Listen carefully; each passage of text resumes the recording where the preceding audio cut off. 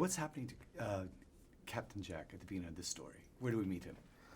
Well, we meet Captain Jack at the beginning of the story, I suppose just slightly after where he was after Pirates 3. He is once again in search of his beloved Black Pearl, and in search, if he can't find that, he's in search of another ship and a crew. And he sort of accidentally runs into someone that he'd known in a past life, played by Penelope Cruz, and he's kind of, you know, hijacked into doing something for her and her father, who is happens to be Blackbeard, played by Ian McShane.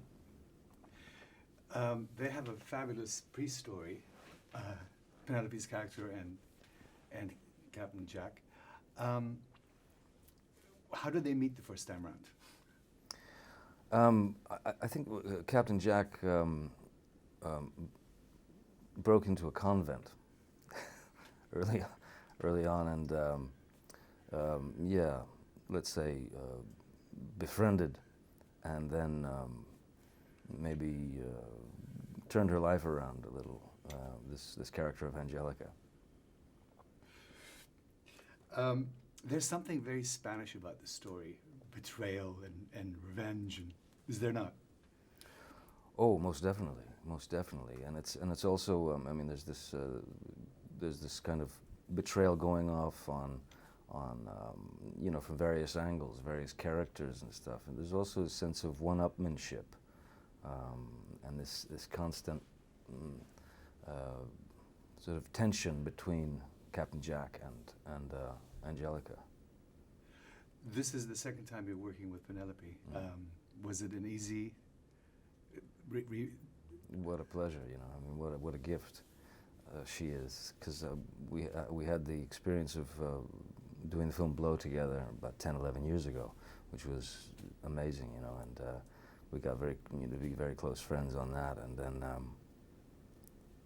there you go, 10, 11 years later, you step back into the ring with her, and that chemistry was still there, you know. It's just, it was firing on all cylinders, you know. It was just working, and naturally and organically. So, no, it was a pleasure. She's quite something, you know. Super smart, super funny, super talented. You know, this is the fourth time you're playing Jack Sparrow. You know this guy pretty well. What is it about him that you find the most attractive character about him? Characteristic? I suppose for me, you know, playing Captain Jack, what I find most interesting and fulfilling is that you're never done, you know. I never felt, well, I've done everything I can do as this character. You feel like I feel like he's a complete character, but I feel like there's more opportunities for more situations, more absurdity, more irreverence, more madness. You can put him in almost any situation, and it somehow works. So yeah, it's always a challenge to see what you can do in terms of, you know, dropping the bottom out of the scene now and again, you know, just to explore a little. And he's a very fun character to explore with. What do your kids think of Jack Sparrow? Well, you know, the funny thing is that, I mean, when I made the first film, my boy Jack was about 6 months old, and my daughter was just about 3 years old. So they've grown up with him, you know. They're now 9 and 12. They've grown up with him, so they adore the character. They love the character. This time you got to work with Rob Marshall. Mm-hmm. What did he bring to the game? Everything.